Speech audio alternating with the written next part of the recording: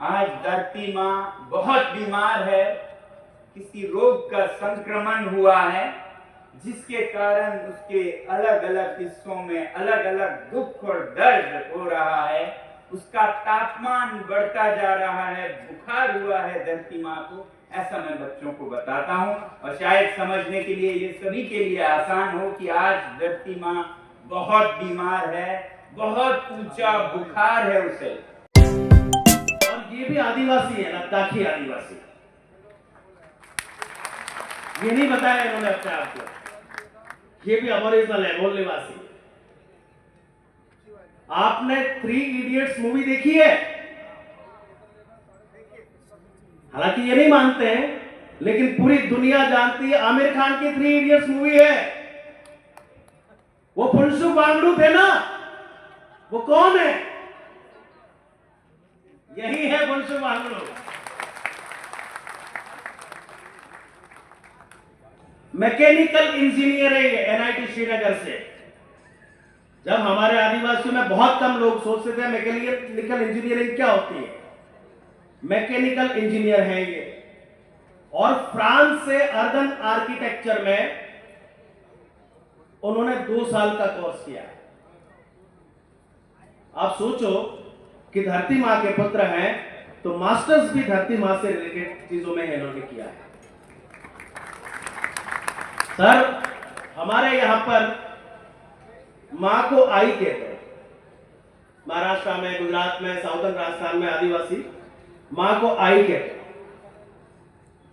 तो आप कह रहे थे ना धरती मां बीमार हो रही है, उन्हीं के शब्द बोल रहा हूं कि हमारी आई को कौन बीमार कर रहा? एआई। एक दूसरी आई आ गई है, सोतेली आई। इनके शब्द सोतेली आई है, वो हमारी मूल आई को बीमार कर रही है।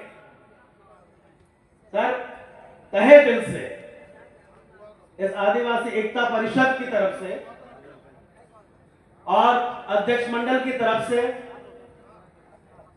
और पूरे भारत के आदिवासियों की तरफ से मैं दिल से आपको शुक्रिया कहना चाहता हूं। जोहार, जुले जुले, नमस्कार, अभिनंदन, शुभकामनाएं लाया हूं मैं लद्दाख के पहाड़ों से यहाँ महाराष्ट्र में जमा सभी जनजातीय लोगों के लिए।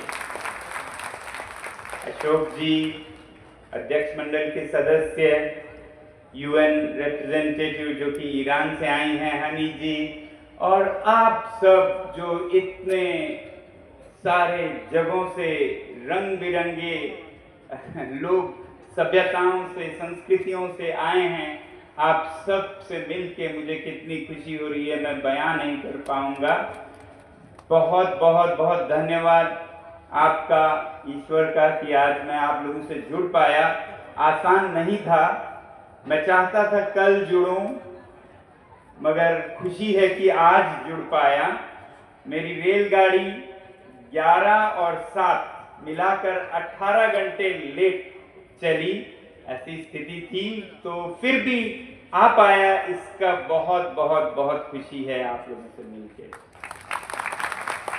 मैं आप सभी को अभिनंदन लाता हूं, सारे लद्दाख और हिमालय के लोगों की और पशु पक्षियों की, पेड़ पौधों की, कीड़े मकोड़ों की, सब की तरफ से आप सबका अभिनंदन और धन्यवाद, जो आप लोगों ने मिलकर ऐसे अच्छे विषय पर ये गोष्ठी की। बहुत बहुत जरूरी थी कि आप जलवायु परिवर्तन, जो कि आज का सबसे बड़ा मुद्दा है, उसकी तरफ ध्यान जुटाएं लोगों का, और जिसकी संरक्षण करते आए हैं आदिवासी संस्कृतियां पूरे भारत में। कहीं हम हिमालय के उस पार लद्दाख में, तो कहीं हिमालय में हमारे साथी जो कश्मीर से, हिमाचल से, उत्तराखंड से, नेपाल से, सिक्किम से अरुणाचल तक, म्यांमार तक, सब संजोए रखे हैं वो मूल्य, वो संस्कृति, जिसके कारण ये बची हुई है अभी भी। मगर इसको अब आगे कैसे बचाएं, ये चुनौती भी हमारे सामने है। हमेशा से मैं ये कहता रहा हूं कि आदिवासी संस्कृतियों का आदर होना चाहिए, उन्हें कम या पिछड़ा ऐसे नजर से नहीं, बल्कि आज के इस दुनिया में जो अग्रसर हैं वही सबसे पिछड़े हो गए हैं, जिनके कारण ये धरती विनाश के कागार पर पहुंची है। जिसे हम प्रगति कहते थे, वो हद से अगर ज्यादा हो जाए तो विकास नहीं, विनाश होता है। अति हर चीज की खराब होती है। तो ये जो विकास की धारणा है, उसका जब अति हो जाए तो आज आप समझ रहे हैं क्या हालत है धरती की, वो होती है। तो ऐसे समय में और ज्ञान हम शायद वहां से न लें, उस स्रोत से न लें जिस स्रोत से ये विकास का नींव हमने पाया और जिस पे चलते हुए आज धरती प्रलय के पास पहुंच चुकी है। तो इसलिए मैं हमेशा यही कहता हूं कि सीखना है तो आज दुनिया को, आज लंदन को, आज न्यूयॉर्क को, आज पेरिस को, आज बीजिंग को सीखने की जरूरत है। मूल निवासियों से, आदिवासियों से, जो अपने पहाड़ों में, जंगलों में रहते हैं, बहुत सादगी भरे जीवन से, और इसी की जरूरत है। यही ज्ञान वो सीख नहीं पा रहे हैं, जो अब बिगड़ चुके हैं विकास के रास्ते पर। वो हमारी ये सादगी भरा ज्ञान और संतुष्टि भरा ज्ञान नहीं वापस अपने जीवन में अपना पा रहे हैं। बहुत मुश्किल हो रहा है। तो सीखने की जरूरत है। तो इन बड़े शहरों को ऐसे सभ्यताओं से सीखने की जरूरत है। इसीलिए मैं बार बार कहता हूं, लोग कभी हंसते हैं, कभी मजाक की तरह देखते हैं कि अगर भारत को विश्व गुरु बनाएगा तो वो कलकत्ता, दिल्ली, बंबई, चेन्नई, बेंगलोर नहीं बनाएंगे। ये तो नकल है उन संस्कृति, उन सभ्यताओं के जिनके कारण पृथ्वी विनाश तक पहुंची है। तो नकल के, जिसे कहते हैं हम डुप्लीकेट संस्कृति सभ्यताओं से, ज्ञान से, जो हम किसी और से लेके, जो मौलिक भी नहीं है हमारी, उसको लेके हम विश्व के गुरु नहीं बन सकते हैं। बल्कि अगर हम ढूंढें ज्ञान को अपने पहाड़ों में, जंगलों में, ऐसे संस्कृतियों से जिन्होंने सदियों से सीखा है और उस पर चले हैं कि कैसे बिना किसी के हानि किए अपना जीवन संतुष्टि से, सादगी में बिताना है। आज वो ज्ञान भारत से अगर बाहर जाए तो भारत विश्व गुरु बन सकता है।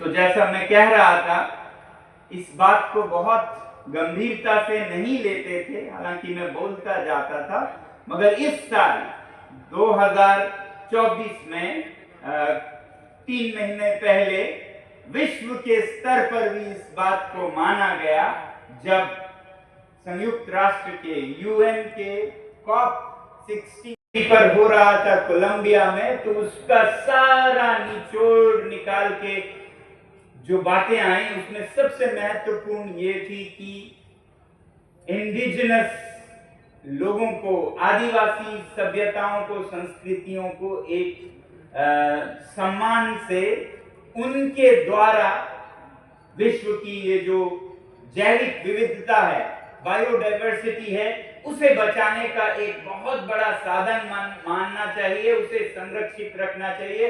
अब ये संयुक्त राष्ट्र ने डंका बजाकर दुनिया को बताया है, यही हम कहते आए हैं आदिवासी लोग।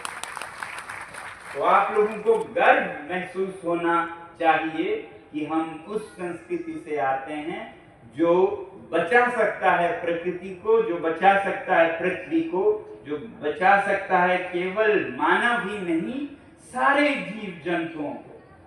मानव केंद्रित विकास तो बहुत हुआ और उसकी अति हो गई है। हम जिस तरह से जंगल की आदर करते हैं, सम्मान करते हैं, जल की, जमीन की और उस पे पनपने वाले हर जीव जंतुओं की, वो आज दुनिया को आज से 1000 साल पहले सब जगह लोग प्रकृति के साथ संतुलन में रहते थे। पृथ्वी की सेहत, स्वास्थ्य बहुत अच्छी थी तब। घरों में आज जो हम साजो सामान भर के उसे एक क्या कहेंगे, संग्रहालय जैसा हर तरह का कचरा भर भर के कर रहे हैं, जिंदगी आसान बनाने के नाम पे, वक्त बचाने के नाम पे, वो साबित हो चुका है कि ये सारे वक्त बचाने के उपकरण प्रयोग करने के बाद आज माँ को अपने बच्चे से बात करने के लिए वक्त नहीं है। बच्चे को पिता से दिल की बात करने के लिए वक्त नहीं है। वक्त बचाने के इतने मशीनें, इतने साधन, मगर वक्त किसी के पास नहीं है। और इसी दौर में विनाश बहुत हो रहा है, ये हम देख रहे हैं।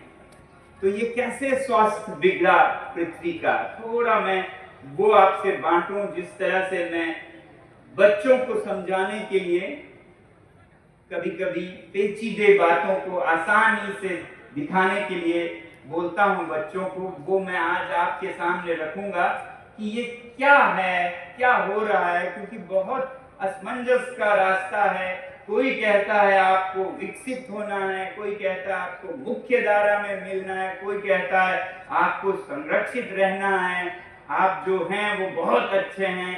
हम बहुत बार नहीं समझ पाते हैं क्या है, हमें बदलना है या जो है उस मूल्यों, उस मौलिक जीवन को बचाना है। तो ऐसे में मैं आसान भाषा में बोलता हूं कि आज जिस रास्ते पे ये दुनिया चला, उस पे हमारी धरती माँ, अगर उसे एक माँ समझें, धरती माँ बीमार है। आज धरती माँ बहुत बीमार है।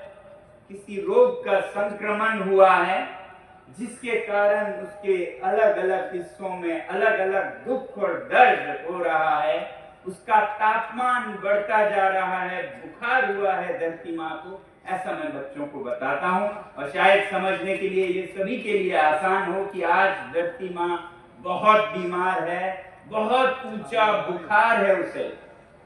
और इस गर्मी, इस बुखार के चलते उसके जो माथे पर लद्दाख और हिमालय के बर्फ हैं वो पसीने की तरह पिघल रहे हैं। बुखार में है माँ, तापमान बढ़ता जा रहा है और उसके माथे के शीर्ष के पसीने, ये ग्लेशियर्स के पिघलते हुए हालत को देख के समझ आता है कि कैसे पसीना पसीना हो चुका है आज धरती में। वैसे ही कहीं जंगलों में आग लग रहा है अमेरिका में, तो कहीं ऑस्ट्रेलिया में। ये सब धरती माँ के जख्म और उस पे जो जलन उसे महसूस हो रही है। इस बीमार धरती माँ में आज बहुत दर्द भरे जलन, कहीं कमर में, कहीं पेट पे हो रहा है, वो आज हम सुनते आ रहे हैं। मैं बच्चों को ऐसे बताता हूँ। वैसे ही जो पसीना पसीना हो रहा है, वो पसीना बहते बहते ऊपर माथे पर पानी की कमी हो रही है, उसे डिहाइड्रेशन हो गया। बीमार धरती माँ को नमी की कमी, डिहाइड्रेशन से शिकार है उसका सर। तो कहीं वो बहते बहते सागर में ऐसे बह रहा है कि पैरों में पानी पानी भर गया है, बहुत बीमार हो गई है आज धरती। तो ये ज्यादा समझ आता है हमें कि ऐसे बीमार हो गई है। तो क्यों बीमार हो गई धरती माँ, बच्चे पूछते हैं क्या हुआ इसे। हमें बुखार होता है, किसी कारण से होता है, मलेरिया से होता है, जुकाम से होता है, वायरस से होता है, क्या होता है। तो बहुत बार मैं बच्चों को बताता हूँ, हाँ ऐसा ही एक संक्रमण हुआ धरती माँ को। आज से 1000 साल, 500 साल पहले वो बहुत स्वस्थ थी। फिर एक कैंसर कहिए, वायरस कहिए, वो आने लगा उसके कोशिकाओं में। कोशिकाएं आपको न पता हो तो वो सबसे छोटे कण हमारे शरीर में, जिससे हमारा शरीर बना है। उस तरह से जिस तरह हमारा मकान ईंटों से बना है, हमारे शरीर कोशिकाओं से बना है और कोशिकाएं अलग अलग होती हैं। कोई रक्त की कोशिकाएं हैं, तो कोई मांसपेशियों के मसल सेल्स हैं, तो ब्लड सेल्स हैं, तो मस्तिष्क के कोशिकाएं हैं, तो हड्डियों के हैं, तो अलग अलग कोशिकाएं हैं। इनमें से एक संक्रमित हुआ कैंसर से, और वो कोशिकाएं धरती पर कोई पशु हैं, तो कोई पक्षी हैं, तो कोई जंगल है, तो कोई झील है, कीड़े हैं, मकोड़े हैं, उनमें से जो मनुष्य जाति के कोशिकाएं थे उनके एक हिस्से में संक्रमण होने लगा। और ये कैंसर जो उस हिस्से में मनुष्य कोशिकाओं में लगा, वो बढ़ने लगा, बढ़ने लगा, बढ़ने लगा, और ये बढ़ते बढ़ते बीमारी पूरे पृथ्वी को घेरने लगी। बच्चे पूछते हैं ये क्या संक्रमण था, क्या रोग था? ये संक्रमण, और मैं ऐसा महसूस भी करता हूं, ये संक्रमण था जब मनुष्य जाति में लालच, ग्रीड जागी मन में कि मैं आज के खाने के लिए नहीं, पहनने के लिए नहीं, रहने के लिए नहीं, कल के नहीं, परिवार के नहीं, पूरे दुनिया का अपने हाथ में ले लूं, मैं सबसे बड़ा बनूं, सबसे अमीर बनूं, सब कुछ मेरा हो। ऐसी जब भावना मनुष्य जाति में जागा, इंसानों में, तो ये बिगड़ने लगा। थोड़ा थोड़ा ये रोग पहले भी था, मगर संक्रमण बहुत बड़ा 500 साल पहले जब औद्योगिक क्रांति आने लगी, जब पूंजीवाद हद से बढ़ने लगा, हर जगह नहीं, कुछ जगहों से शुरू हुआ ये, और फिर धीरे धीरे ये संक्रमित करने लगा उन जगहों को, और धीरे धीरे ये फैलता गया। लालच का ये दौड़ जिसमें कुछ भी काफी नहीं है, जिसमें आप हर चीज पा लें, फिर भी और चाहिए, और चाहिए। हजारों ख्वाहिशें ऐसी कि हर ख्वाहिश पे दम निकले, बहुत निकले मेरे अरमान, मगर फिर भी ये कम निकले। तो ये कम निकलता गया, ये रोग लग गया हमें, और ये रोग औरों को नहीं लगा। जो धरती पर और जीव जंतु या कोशिकाएं हैं, ये जानवरों को नहीं लगा।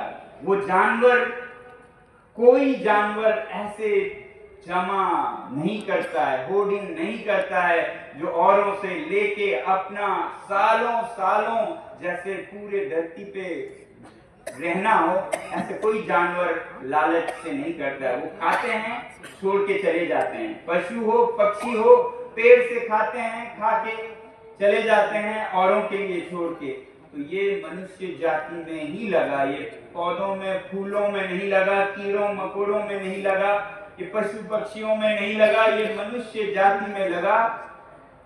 और इसका अत्यधिक संक्रमण जब होने लगा तो यूरोप के देशों में दिखने लगा। ये बहुत बड़ा औद्योगिक क्रांति, पूंजीवाद बढ़ने लगा, और धीरे धीरे ये फैलने लगा। दो तरीकों से फैलने लगा ये। पहला तरीका था जो संक्रमित रोगी कोशिकाएं हैं, वो जाकर और जगहों पर फैलने लगे। तो यूरोप से ये संक्रमित कोशिकाएं जाती हैं अमेरिका, उसे संक्रमित करते हैं, नॉर्थ अमेरिका। साउथ अमेरिका जाके उसे रोगी बनाते हैं, वो हिस्सा। ऑस्ट्रेलिया जाके उसे रोगी बनाते हैं। और हर जगह वो जाके ही संक्रमित नहीं किए, वो एक दूसरे से छूत से भी संक्रमण इसका हुआ। तो जैसे भारत में वो उतने नहीं आए, 2-4 आए, मगर वो रोग ऐसा फैल गया कि भारत के लोग भी रोगी हो गए। ये रोग अब देखा जाता है बड़े बड़े शहरों में, जहां दौड़ है, अंधा दौड़ है, और चाहिए, और चाहिए, और चाहिए। मैं ये नहीं कहता हूं कि मैं विकास विरोधी हूं। विकास जब हद में हो तो विकास है, हद से जब बढ़ जाए तो वो विनाश है। तो मैं हिंदी के एक गीत को अगर कहूं, इतने विकसित न बनो, इतने विकसित न बनो हद के अंदर हो अगर विकास तो विकास होता है, हद से बढ़ जाए तो आप अपनी सजा होती है। आपने सुना है ये गीत? तो जिससे ज्यादा बढ़ जाए, संतुलन से ज्यादा मध्यम मार्ग जो है वो विकास का विकास है, उससे ज्यादा हो तो विनाश शुरू हो जाता है। अब ये मैं कहूं तो कुछ लोग कहते हैं हाँ तुम तो वो हार्डकोर हो, न्यू एजी हो, ये हो, बाबाओं की बातें कर रहे हो। फिर मैं उन्हें उनके ही गीता से, विकास, आर्थिक विकास के गीता से उनके ही गुरु की बातें बताता हूं, जिसमें कि एक बड़े अर्थशास्त्री ने ईस्टरमैन्स पैराडॉक्स ये सिद्धांत दिया। ये ईस्टरलिन ने क्या देखा? ईस्टरलिन जो अमेरिकी आर्थिक गुरु थे, उन्होंने ये अध्ययन किया और पाया, इसकी बात नहीं करते हैं क्योंकि उसको नहीं सुनना चाहते हैं वो। उन्होंने ये दिखाया कि दौलत के साथ, पैसे के साथ, विकास के साथ संतुष्टि किस तरह चलता है। अगर आप ग्राफ बनाएं, जैसा चित्रण करके दिखाते हैं, इस तरफ पैसा, उस तरफ संतुष्टि, तो जब पैसा जीरो होता है, शून्य होता है, तो मैं भी मानता हूं संतुष्टि शून्य होता है, बहुत दर्दनाक होता है। गरीब होना कोई रोमांचक बात नहीं है। मैं नहीं चाहता कि हमारे लोग, कोई भी जनजाति या कोई भी, बिल्कुल गरीब रहें कि वो कपड़े ना पहन पाए, खाना ना खा पाए, पेट भूखा, शरीर नंगा, कोई संतुष्टि नहीं होगी। तो इसलिए शुरू में जब धन बढ़ता है, विकास बढ़ता है, तो संतुष्टि बहुत जड़ बढ़ती है, बढ़ती है। फिर जब आपके पास कपड़े होते हैं, खाने को रोटी होती है, घर होता है, खेत होते हैं, जरूरतें पूरी होते हैं, फिर शुरू होते हैं झगड़े, फिर शुरू होता है लालच, फिर शुरू होता है विनाश। ये मैं नहीं कह रहा, ये अर्थशास्त्र के गुरु ने दिखाया कि कुछ देर बाद ये ग्राफ फिर चढ़ता नहीं है। जितना भी पैसा बढ़े, संतुष्टि वहीं पे रहती है। ये एक तरह का क्या कहेंगे, पठार बन जाता है, प्लेटू हो जाता है ग्राफ। तो पैसा बढ़ता जाए, विकास बढ़ता जाए, खुशी वहीं रह जाती है। बहुत बार खुशी और नीचे होती है, जैसा आपको देखने को मिलता है। सबसे अमीर देशों में सबसे ज्यादा आत्महत्याएं होती हैं, गरीब में भी होती हैं, वो तो समझ सकते हैं। अमीर में कैसे हो, वो समझ के बाहर है। जब आपके पास सब कुछ है तो आप जीवन ही खत्म करें, इसके लिए आपने सब कुछ किया, उसके बाद आप जीवन ही खत्म करें, तो फिर तो कुछ गड़बड़ है। ये बात कुछ हजम नहीं है ना। तो ये देखा गया है और अध्ययन से भी पता चला है कि जब विकास का संतुलन बिगड़ जाए और अति हो जाए तो विनाश शुरू होता है। ऐसा ही और एक सिद्धांत है। मैं इसलिए कह रहा हूं कि आप ये ना सोचिए ये हमारे धर्म में, ये हमारे बिलीफ में,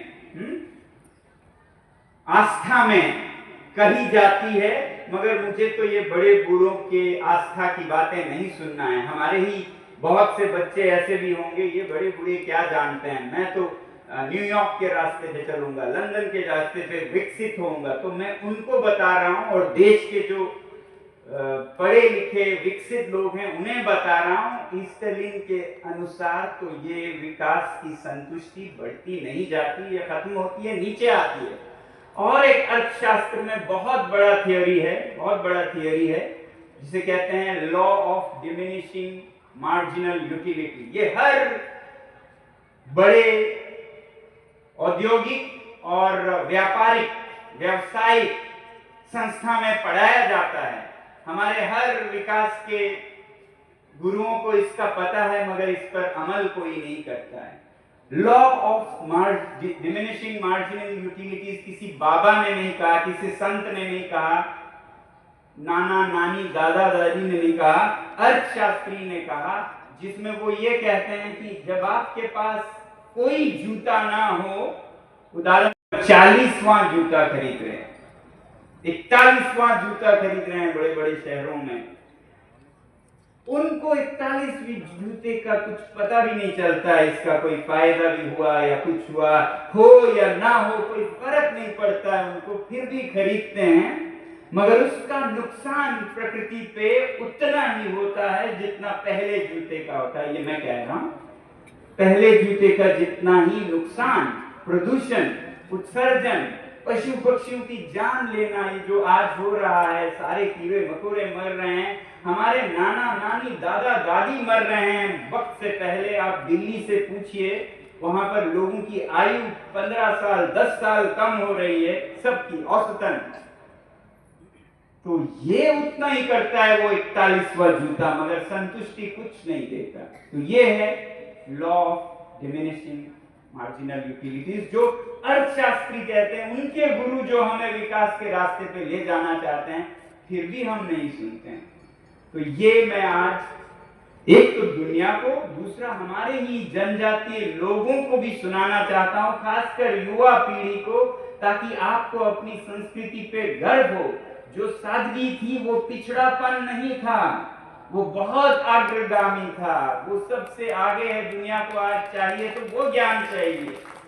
तो ये गर्व होना बहुत जरूरी है, वरना ये संक्रमण जो मैं कह रहा था, यूरोप से आया, दुनिया भर में फैला, भारत चीन जैसे लोगों पे ये कोशिकाएं नहीं आई, यही के कोशिकाओं को संक्रमित कर दिया, दिमागों में ये वायरस, ये कैंसर फैलने लगा। तो इसको हमें समझना होगा और समझाना होगा वो जनजातीय लोगों को, क्योंकि इन देशों में, भारत चीन जैसे देशों में जहां वो आए नहीं, संक्रमण हुआ, दिल्ली में हुआ, बंबई में हुआ, कलकत्ता चेन्नई में हुआ, इस देश में भी कुछ कोशिकाएं अभी भी स्वस्थ हैं, जिन पे ये संक्रमण अभी नहीं लगा है, और जिसके संपर्क में आकर ये संक्रमित कोशिकाएं भी स्वस्थ हो सकती हैं, वो बचे हुए कोशिकाएं हैं आदिवासी जनजातीय संस्कृतियां, जो कहीं पहाड़ों में हैं, कहीं जंगलों में हैं, अब तुले हुए हैं, उनको भी मुख्य धारा में लाने का। अगर मुख्य धारा से अर्थ हो कि संतुलित विकास, तो बहुत अच्छी बात है, तो बहुत अच्छी बात है। क्यों कोई आदिवासी भूख से मरे, क्यों कोई आदिवासी ठंड से मरे, बीमारियों से मरे, बिल्कुल ना मरे। मगर अगर विकास का अर्थ है असीमित अंधाधुंध दौड़, तो वो फिर एक बीमारी है, जिसके बाद आपका विनाश शुरू होता है। तो जो संक्रमित नहीं हैं उनसे बहुत उम्मीद है, मगर हमने भी, ऐसा नहीं है कि आप इस जनजाति से हैं तो आप तो स्वस्थ हैं। इसी जनजाति में भी जो लोग पृथ्वी को हानि कर रहे हैं, अपना सोच रहे हैं और किसी का नहीं सोच रहे हैं, वो संक्रमित हैं। और ऐसा नहीं है कि दिल्ली बंबई में जो हैं सब संक्रमित हैं, बहुत लोग हैं जो स्वस्थ बचे हुए हैं संक्रमण के बावजूद, जो हमें मदद करते हैं अपने बड़े बड़े शहरों से। मेरे साथी यहाँ दिलीप जैन जी हैं, वो आदिवासी नहीं है, मगर उनके लिए वो हर रात दिन काम करते हैं। उसकी मैं बात कर रहा हूं कि जरूरी नहीं है कि दिल्ली और बंबई में सब संक्रमित हों। बचे हुए लोगों को एकजुट होना चाहिए, वो चाहे जंगलों और पहाड़ों में हो या शहरों के बीच अभी तक बचे हों, उनको एकजुट होके इस पृथ्वी के स्वास्थ्य को फिर से अच्छा बनाना होगा। इसलिए हम पर बहुत बड़ी जिम्मेदारी है। इसलिए मैं आप लोगों को एक तरफ तो धन्यवाद करने आया हूं कि आप अपने मूल्यों को बचाए रखने के लिए इतने 32 सालों से आप कोशिश कर रहे हैं। आज इसकी सबसे ज्यादा जरूरत है विश्व में। 32 साल पहले शायद लोगों ने इसे हंसी में उड़ाया होगा, ये पिछड़े लोग क्या कर रहे हैं, इनको कुछ नहीं पता है। आज वही लोग विश्व गुरु बनेंगे, तब आपका मूल्य बहुत होगा। तो ये अपने आप पर जो भरोसा है वो ना खोइएगा। संक्रमण चल रहा है, मगर स्वस्थ कोशिकाओं को खुद को संभाले रखना है, नहीं तो कहेंगे बड़े गौर से सुन रहा था जमाना, खुद ही सो गए दास्तां कहते कहते। तो ऐसा ना हो, ऐसा ना हो। मैं चाहता हूं कि आप की दास्तां बड़े गौर से जमाना सुनने को तैयार है। आज संयुक्त राष्ट्र से, यूनाइटेड नेशन से लेके बुद्धिजीवी सभी आपकी दास्तां सुनने को तैयार हो, और आप ना खामोश हो जाएं दास्तां कहते कहते। तो इसके लिए मैं खास कर लद्दाख से आया हूँ, बहुत दूर से आया हूँ, बहुत कठिनाइयां सह के आया हूँ। कई बार मन में विचार आया कि नहीं हो पाएगा ये, 2 घंटे के लिए मैं मिल पाऊंगा उनसे, अगर वो भी देर हो गई तो मैं यहाँ आके कुछ भी ना पाऊंगा, खाली मैदान में आऊंगा। मगर फिर सोचा जो भी हो, कोशिश करने वालों की कभी हार नहीं होती। तो कोशिश की, आप लोगों से मिल पाया। अब मेरी कोशिश कामयाब आपसे मिलने से नहीं हुई, ना ही होगी। अगर आप इन बातों को, इस मूल्य को, इस गर्व को अपनी संस्कृति के बच्चे बच्चे में दे पाएं, ये सकारात्मक संक्रमण अगर आप कर सकें, तो हम ये नकारात्मक संक्रमण को रोक पाएंगे। यही आपसे अपेक्षा है, यही आपसे प्रार्थना है।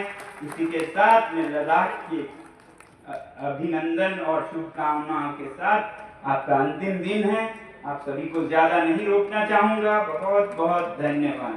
बहुत बहुत धन्यवाद। तालियां बजती रहनी चाहिए। तो माँ धरती का जो पूरा स्वरूप है, और हमारी धरती माँ आज किस हालत में आ गई है, इन्होंने वो चित्र हमारे सामने रख दिया।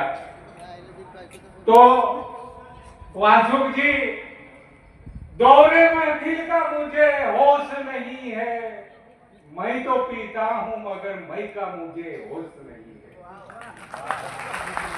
दौरे महफिल का मुझे होश नहीं है, मैं तो पीता हूं मगर मई का मुझे होश नहीं है। जाना कैसे वो मकान दूर है, अंधेरा है। जाना कैसे वो मकान दूर है, अंधेरा है। मैं कसी जोर की कर ली है मुझे, मई का मुझे होश नहीं है। आपकी स्थिति जो है बहुमूल्य है, आपकी दिशा जो है वो बहुमूल्य है। पूरी दुनिया को दिशा देने वाले आपके जीवन को हम धन्य मानते हैं, और हम लोग जरूर यहाँ से आपसे प्रेरणा लेके आपके काम को आगे ले जाएंगे। धन्यवाद।